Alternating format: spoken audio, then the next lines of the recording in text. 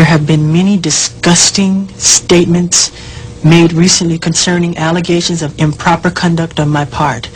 These statements about me are totally false.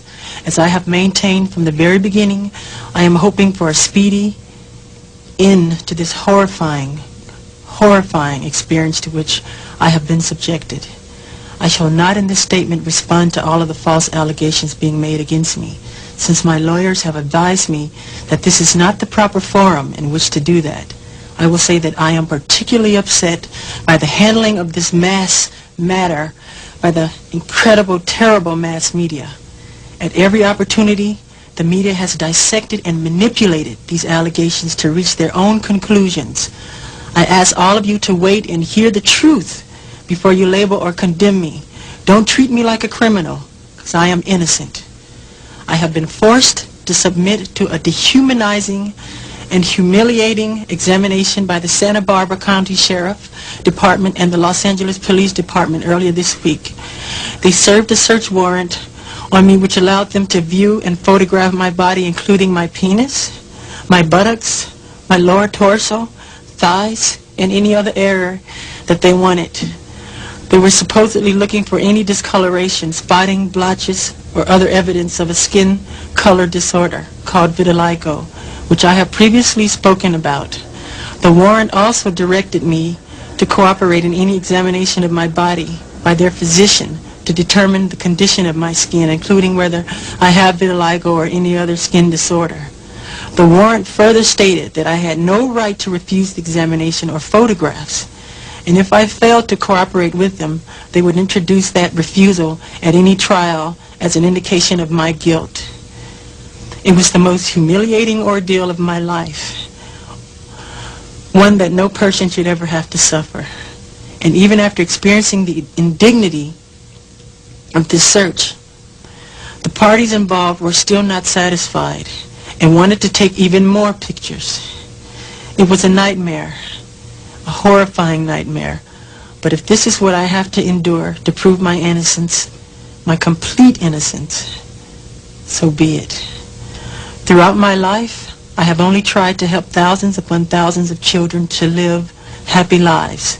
It brings tears to my eyes when I see any child who suffers.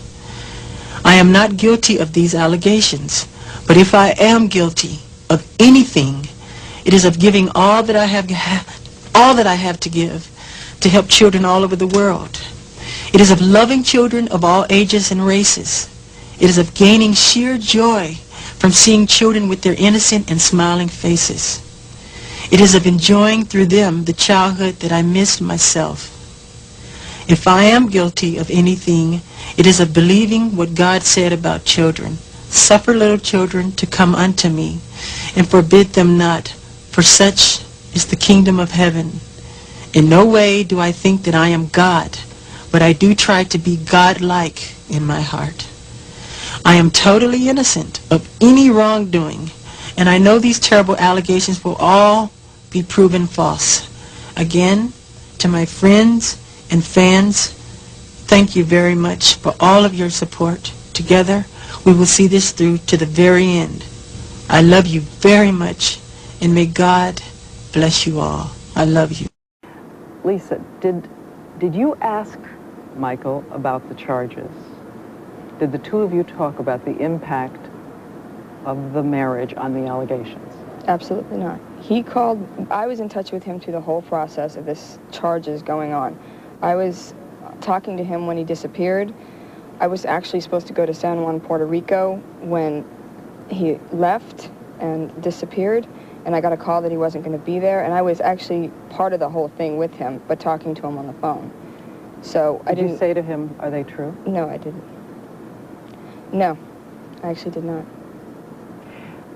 I want to take a minute here, and I'm going to come back to the marriage. Sorry. He went on and on and on about it, so I didn't really have to say, are the allegations true? It was, you know, on the phone, you know, and over and over just again. Constant, yeah. Never harm a child. I want to be specific as I can.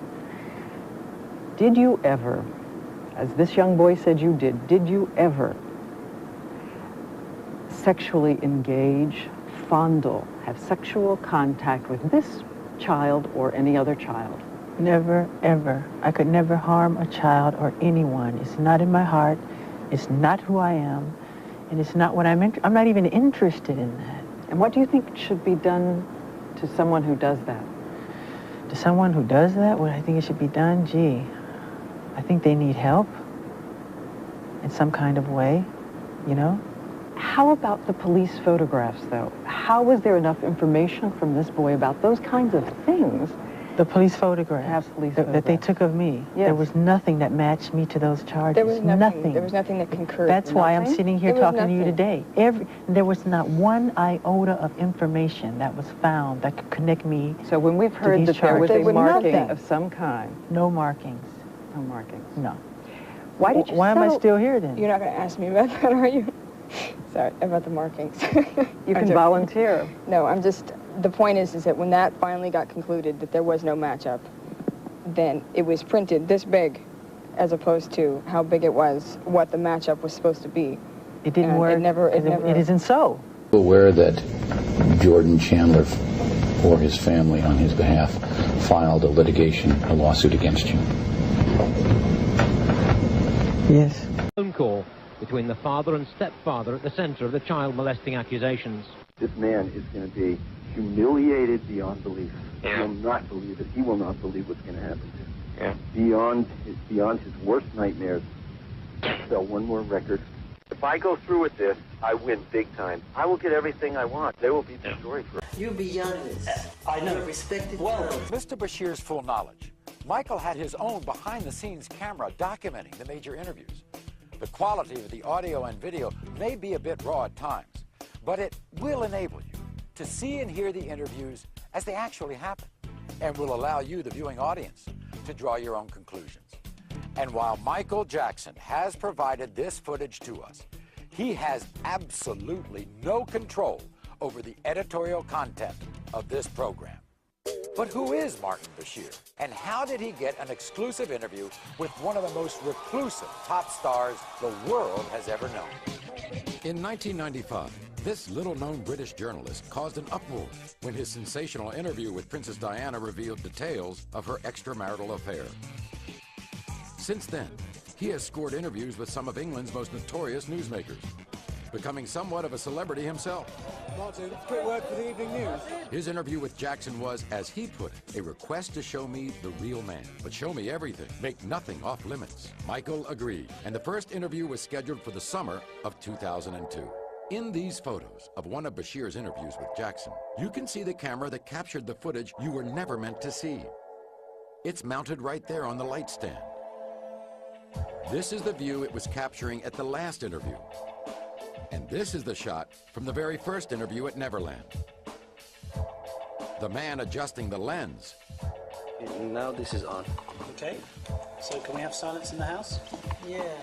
Is Jackson's own documentary camera. I mean, the moment I started breaking the all-time records of the biggest selling albums of all time, they called me weird overnight, strange, wacko. You know, they said I'm a girl, homosexual. He wants to buy the Elephant Man bones. He sleeps in a hyperbaric chamber. None of that stuff is true. All completely made up. I've seen where you sleep. All a lie. I've seen where you sleep, and it's not a hyperbaric chamber. I sleep in a bed. I mean, people would be so surprised how normal and simple the way I live.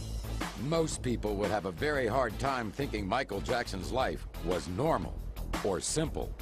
Maybe it's that ranch north of Santa Barbara, California, the 3,000 acres he calls Neverland. People say, why is he always with children? Well, I was raised in a world with adults. When kids were playing and in bed sleeping at night, I was up doing clubs. I was doing club dates, 3 in the morning. The striptease would come on after us. You know, we were performing. There was no Christmas, there were no birthdays, and we were very strict Jehovah's Witnesses. So I'm compensating. Nature makes sure that I compensated for the lost. So when you come behind my gate, you'll see amusement park, you'll see animals, you'll see everything I never got to do. There's candy everywhere. It's fun. While Bashir and his crew were here at Neverland, they got to witness what has become an almost weekly experience. Busloads of children, some from the inner city, some orphaned, some terminally ill, but all of them escaping their reality to spend a day at Michael Jackson's creation.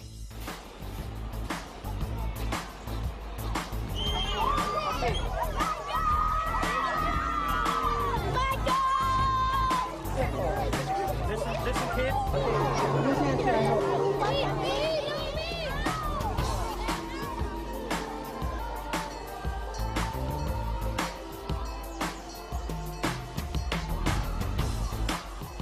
Day spent with children from the Make-A-Wish Foundation at Michael Jackson's Neverland Ranch. What was Mr. Bashir's comment?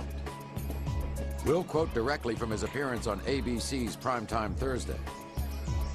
One of the most disturbing things is the fact that a lot of disadvantaged children go to Neverland. It's a dangerous place for a vulnerable child to be. Now, I'm not saying that I saw any evidence of Michael Jackson being involved sexually with any children. Quite the contrary. But what I am saying is that children who are vulnerable should not be going into the house of a billionaire superstar where they sleep in his bed. As we said, that was Bashir's comment heard on TV by millions of people. But what did Bashir say to Michael Jackson about this day at Neverland? Let's take a look at the footage that was captured by Michael's camera, documenting the interviews. The problem is, you see, nobody actually comes here and sees it. But I was here yesterday, and I saw it, and it's nothing short of a spiritually kind thing. He does it all the time. I know, but I've told him. I know. A lot of people see it, but they never talk about it, and I've said this to him, and what I wanted to convey is those two things. And what we've had the privilege of doing this week is not only talking about the musical genius, but about what we saw yesterday, which was incredible. The woman you see has been Michael's makeup artist for over 20 years. After listening to the glowing praise Bashir had for Michael in this interview, she had a very hard time believing he could call Neverland a dangerous place for children. I've never read about that. I didn't even... It's so hard for me to imagine that Michael opened up the gates not only to Neverland, but to his heart, to Bashir. And Now, what could make an award-winning journalist have such a different opinion between what he would say on the air and what he would say in the interview footage not included in his special? It appears that after Mr. Bashir had called cut for his own camera crew, he may well have forgotten that Michael's camera was still recording his every... That they are restricted, they are overly protected. I was angry at the way his children were made to suffer. What he said about Michael's parenting skills in the footage that was not aired appears to paint an extremely different picture.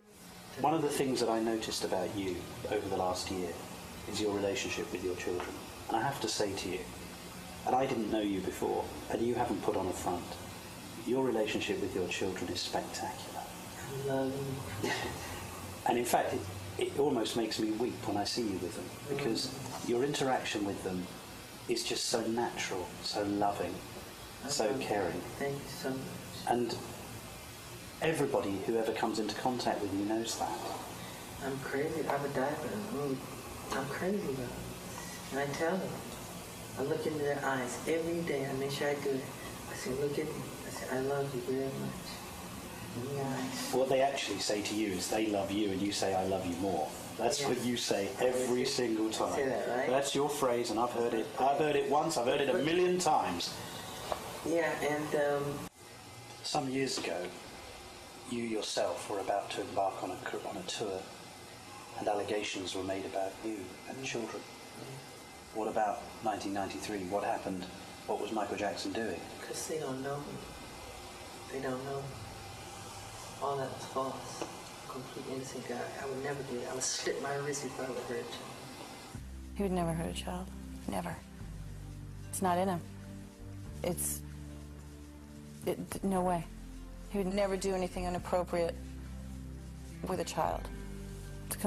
It's the furthest thing from his mind.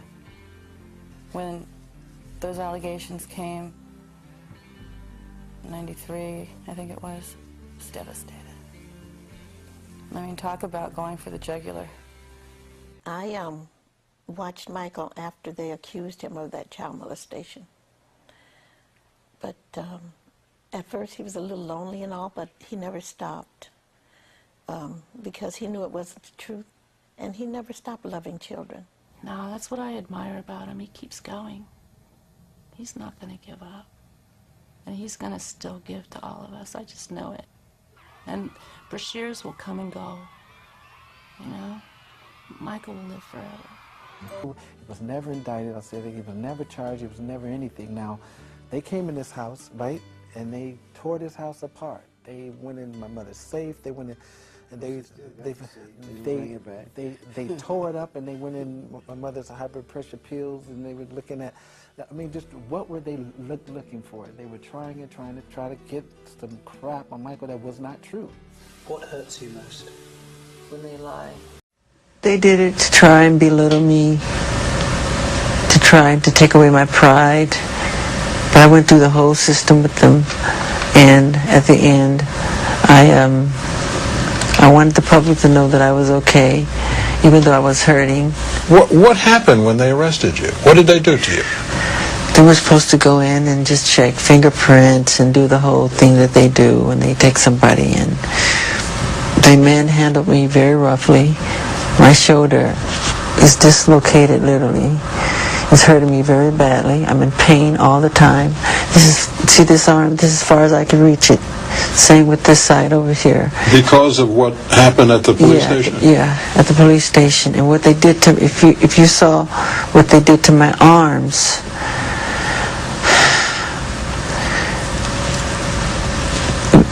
it was very bad what they did. It's very swollen. I don't want to say.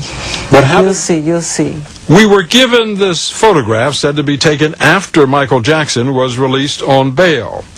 Jackson says the swelling above his wrist is where the police handcuffed him. How did they do it? I mean, what did they do? With the handcuffs, the way they tied them too tight behind my back. Behind your back? Yeah, and they put it in a certain position knowing that it's going to hurt and affect my back.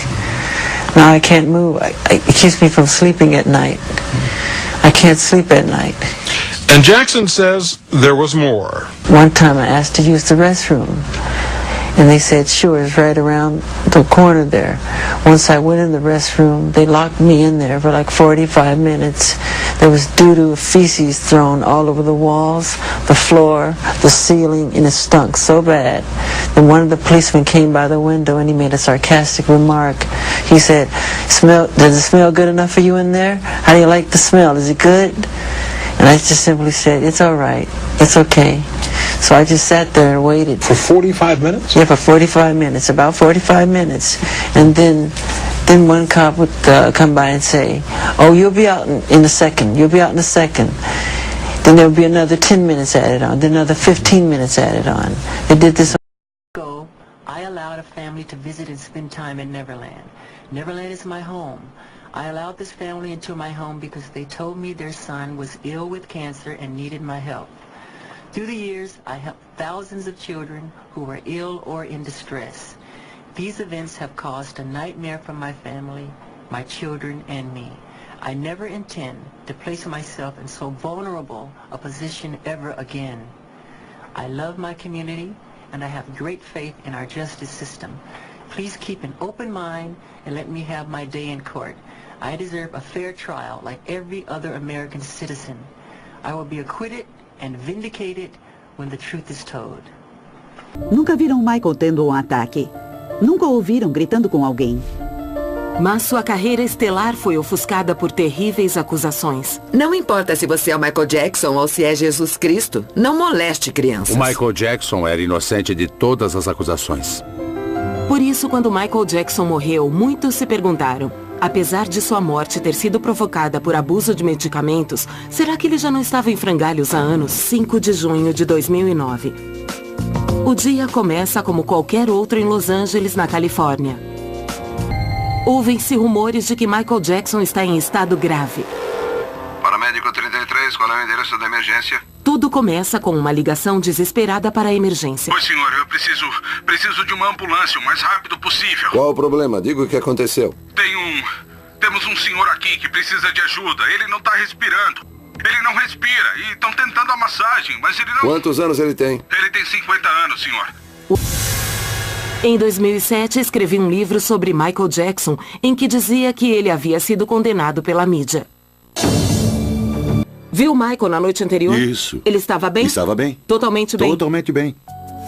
Quando o advogado Tom Mesereau assiste a cobertura da mídia sobre a morte de Michael Jackson, ele vê duas histórias diferentes. Ele foi o responsável pela defesa bem-sucedida de Michael no julgamento de abuso sexual em 2005 e considera genuína a reação dos fãs mais fiéis. Mas quando Mesereau lê comentários dos que se consideram amigos próximos de Michael, ele enxerga hipocrisia. Muita gente começou a sair do nada, tentando fingir que amava o Michael, que se importava com ele. E eu sei disso porque quando estava na casa dele preparando sua defesa, muitas dessas pessoas se recusaram a se envolver quando precisamos delas. Várias celebridades apareceram na televisão para falar sobre o seu amor pelo Michael. Eu sei que quando pedimos, elas se recusaram a cooperar porque não queriam se envolver. Em 2005, Tom Mesereau representou Michael Jackson no que a mídia americana chamou de julgamento do século. Chegou a pensar que ele era capaz de molestar uma criança? Nunca. Quando eu peguei o caso, não conhecia o Michael Jackson. Entro em cada caso com a mente aberta. Sempre quero conhecer o cliente como ser humano e analisar as evidências. E no caso do Michael, a vida dele estava sendo julgada. Eu não ligava para o que a mídia ou qualquer pessoa dizia. Eu queria ver com meus próprios olhos. E eu logo percebi que aquela pessoa era incapaz de molestar ou prejudicar qualquer criança. Michael Jackson foi indiciado por 10 acusações de conspiração e abuso sexual de uma criança de 13 anos, que sofria de câncer e se hospedou em seu rancho Neverland, ou Terra do Nunca. Para Mesereau, este foi o pior ataque sofrido pelo cantor, entre vários que aconteceram ao longo de uma década. E na opinião de Mesereau, estes ataques abalaram a estrutura de Michael Jackson. Mesereau se preocupava com outra fonte. O time liderado pelo promotor do condado de Santa Bárbara, Tom Sneddon.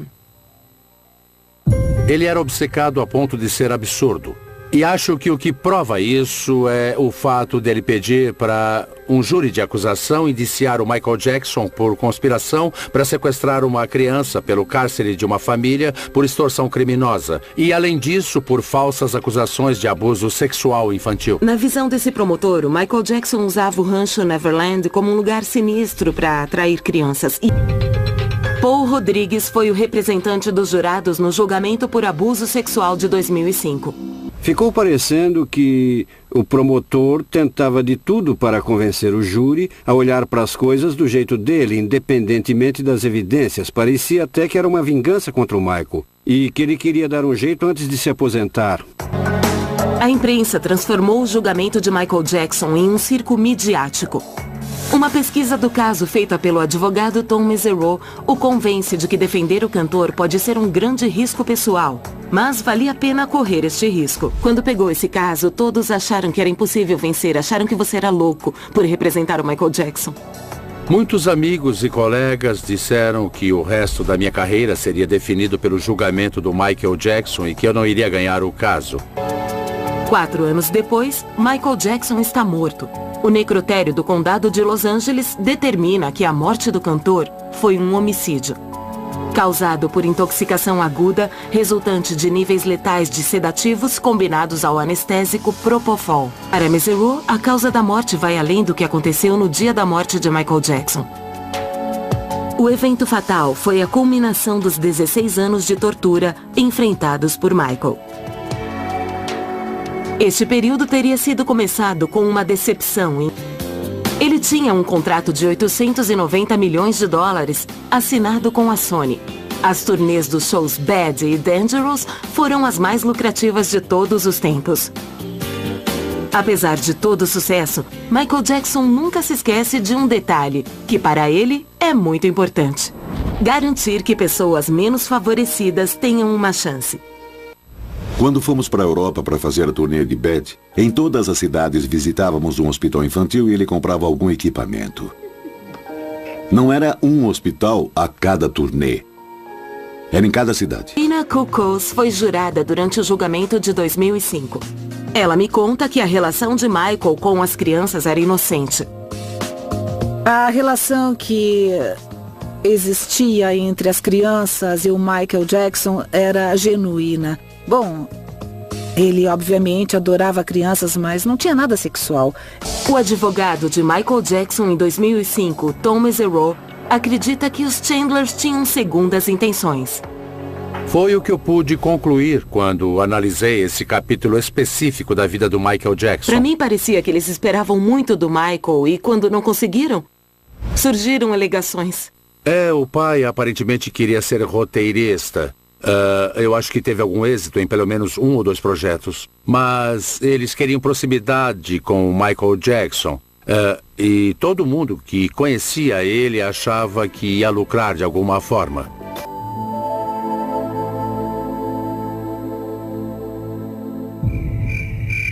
Como parte do novo acordo de visitação, Jordan pode passar mais noites na casa de seu pai.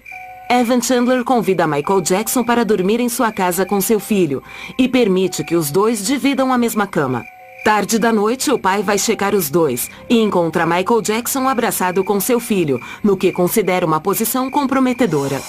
Evan demonstra preocupação de que talvez Michael Jackson esteja molestando seu filho. Durante o que descreve como uma extração dental de rotina em seu filho, o dentista Evan administra o sedativo amobarbital em Jordan. De acordo com Evan, o sedativo faz com que Jordan confesse estar sendo molestado por Michael Jackson. Evan Chandler foi o único a ouvir a suposta alegação de Jordan. Ainda assim, ele ameaça reportar o incidente às autoridades e processar Michael Jackson.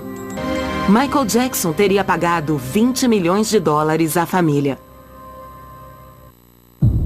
Tom Mesereau acredita que o pagamento foi determinado por empresários, que acharam que perderiam muito mais dinheiro se os shows do cantor fossem cancelados. Mas essa história assombrava o Michael. Deram o conselho errado. Ele devia ter lutado e ganhado. Em 2002, Michael permite que o documentarista britânico Martin Bashir esclareça tudo, na tentativa de redimir sua imagem pública. Bashir convence Michael a gravar um filme com uma espécie de crônica sobre sua vida. Quando o documentário vai ao ar, Bashir se revela apenas mais uma pessoa que queria se aproveitar da fama do astro. Os Arvisos, que têm interesses específicos em relação a Michael Jackson. Quando Michael Jackson faz um acordo para uma família não acusá-lo de abuso sexual infantil, em 1993, seus conhecidos dizem que se tratou de uma decisão de negócios. Seus conselheiros consideraram o pagamento como um preço a ser pago para que o rei do pop continuasse a fazer shows. Porque abriu um precedente do tipo, para que trabalhar se você pode processar o Michael Jackson? O Sr. Bashir disse que a princesa Diana, a quem o Michael Jackson admirava muito, tinha confiado sua biografia a ele. E o Sr. Bashir concedeu uma série de entrevistas em que elogiava o Michael Jackson por suas habilidades como pai e por outras coisas que tinha feito. O cantor está ansioso, porém confiante, para a estreia de Vivendo com Michael Jackson em 2003. O filme vai ao ar na televisão para ter uma audiência registrada no Reino Unido e nos Estados Unidos. Mas não era o que Michael Jackson esperava e o que Bashir havia prometido. Michael Jackson decidiu conceder uma entrevista ao Martin Bashir. O que acha dessa decisão? Foi uma das piores decisões que ele tomou. O filme de Bashir é uma série de momentos humilhantes.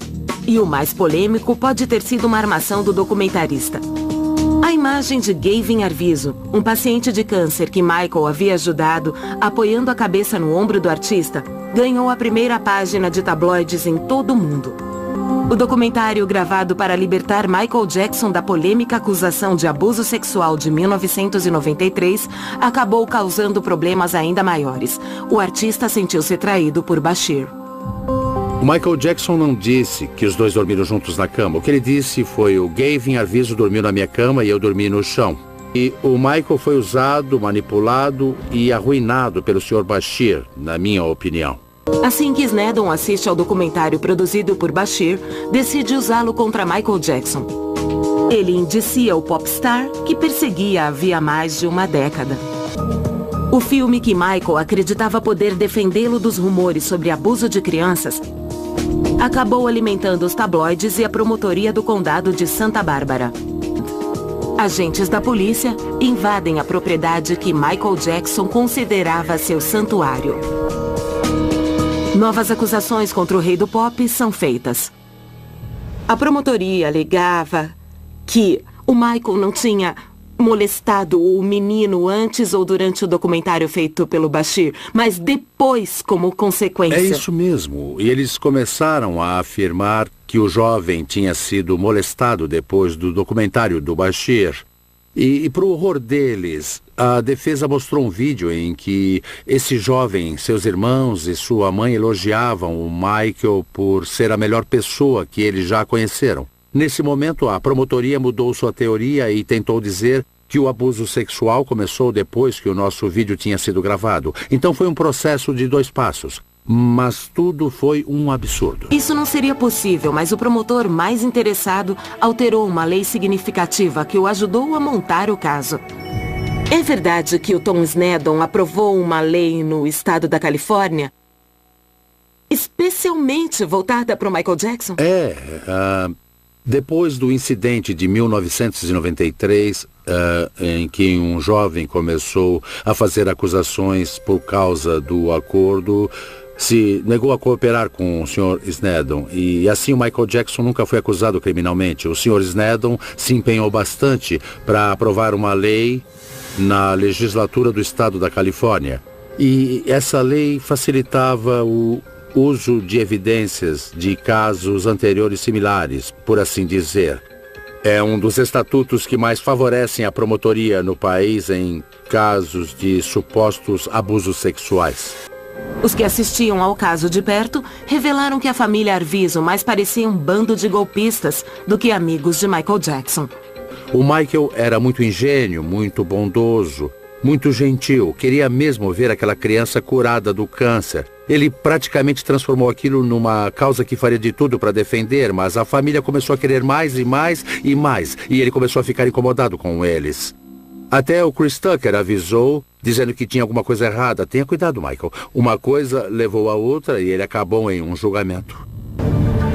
Michael Jackson foi indiciado por 10 acusações, incluindo abuso sexual infantil e conspiração para sequestro.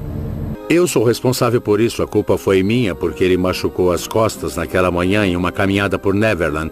Ele foi para o hospital e eu fui notificado. Contei para o juiz, mas ele ficou muito nervoso e disse que se o Michael não chegasse em 45 minutos, ele ia estabelecer uma fiança e mandá-lo para a prisão. Eu não queria isso. Então liguei para o pessoal dele e disse que não dava tempo de passar em casa. Pedi para irem direto para o tribunal. Ele seguiu minhas instruções e foi para o julgamento. Ele estava de casaco, de camiseta e com a calça do pijama. Mas a culpa daquilo tudo acontecer foi minha e não dele. Porque assim que a história chega à mídia, as pessoas já viram suspeitas e são condenadas pela opinião pública, antes mesmo de serem julgadas no tribunal. Existia uma mentalidade que sensacionalizava e distorcia a verdade e os fatos desse caso. Se for condenado pelas 10 acusações que pesam contra ele, Michael pode ficar preso por anos e até décadas. As datas dos abusos nunca foram determinadas. Supostamente teriam acontecido depois do documentário do Martin Bashir, o que já não faz nenhum sentido. A defesa de Michael Jackson desabona todas as testemunhas-chaves da promotoria. Em se tratando do abuso sexual, não acreditei na criança. No segundo dia dos testemunhos, ouviram a irmã do acusador, Devline. Ela foi até a tribuna e falou: "Eu não sabia que tinha sido molestada pelo meu pai até que a minha mãe me contou." Isso está nos autos. Quando ela falou isso, olhei em volta me perguntando: alguém também ouviu isso? Nós dois sabemos que existe uma evidência que foi gravada. Gravada ilegalmente. São pessoas planejando para armar contra o Michael Jackson. Isso mesmo, por isso eu sabia que ele era inocente. Nunca achei que ele fosse culpado. Eu falei desde o começo que ele era inocente. O júri do caso citado anteriormente considera o réu inocente de conspiração. Ele foi inocentado das 14 acusações. Após uma semana de deliberação, o júri absolve Michael Jackson das 14 acusações, tanto de abuso sexual quanto de conspiração e extorsão. Ainda assim, boa parte da mídia continua a retratá-lo como culpado. Quando o júri começou a declarar inocente, inocente, inocente, inocente, muita gente ficou decepcionada. Na verdade, os vereditos foram ignorados. Os paparazzi começaram a pesquisar se ele tinha molestado outra criança. Opa, alguém pode aparecer com outra história. Descobriram que tudo isso não era verdade, mas essas coisas rendem boas manchetes na capa dos jornais e vendem tabloides. Eu acredito que esse julgamento destruiu Michael Jackson e acho que ele nunca se recuperou desse golpe. Ele é adorado pelo mundo, mas sua realidade é implacável, repleta de ganância, obsessão e traição. Ele piorou fisicamente durante o julgamento. Tinha problemas para dormir, tinha problemas para se alimentar. Ele me ligava no meio da madrugada, às 3, 4 da manhã, chorando e perguntando o que ia acontecer com os filhos dele. Ele estava horrorizado com o efeito que isso tudo podia ter nas crianças. Apesar de tudo, ele sempre era muito lúcido e articulado comigo, sempre solícito, mas fisicamente ele estava em declínio. Isso deve ter acabado com ele. Eu me coloquei no lugar dele. Foram 5 meses e meio com a vida sendo exposta daquele jeito. Ele ia dia após dia pro tribunal. E ouvia as pessoas dizendo coisas horríveis sobre ele. Isso devasta qualquer alma. É muito pesado. Eu posso dizer que levei um bom tempo para me recuperar e a acusada não era eu. Então eu acho que tudo isso cobrou um preço dele, da saúde dele e até da maneira dele pensar. Michael Jackson fez tanto pelo mundo no sentido de inspirar as pessoas, de fazer o bem.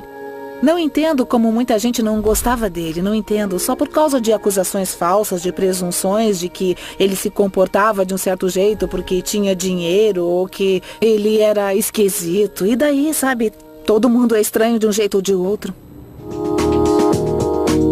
Michael Jackson sabia que sua última turnê seria difícil.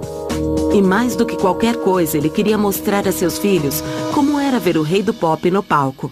Ele não era louco. Ele nunca foi louco. O Michael acreditava que ajudar as pessoas era seu dever.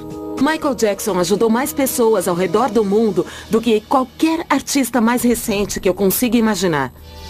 What happened at the house? That's what all these things It's, you know, that's what's so weird, you know. What did happen? Nothing happened, you know. I mean, nothing really. I mean, we played video games, you know. We played it at his amusement park.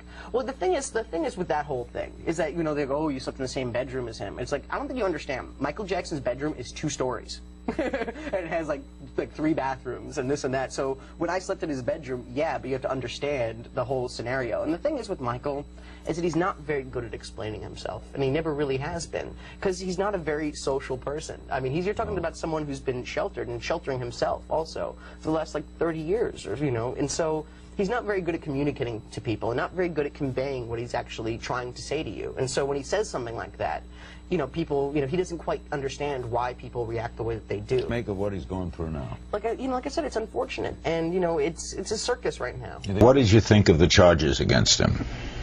I've never been so angry in my life, because I've been there. When his nephews were there, and we all were in the bed watching television, there was nothing abnormal about it. There was no touchy feeling going on.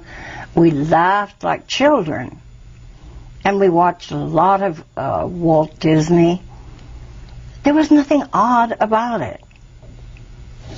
So you think they were out after him? I do. The authorities and the like? I think the paparazzi started, not the paparazzi, the press. Is he going to come back to working? I don't think so, except maybe in Europe. You don't think he'll ever live in the United States again? Well, really, why should he? He's been treated like dirt here. We'll take a break, come back.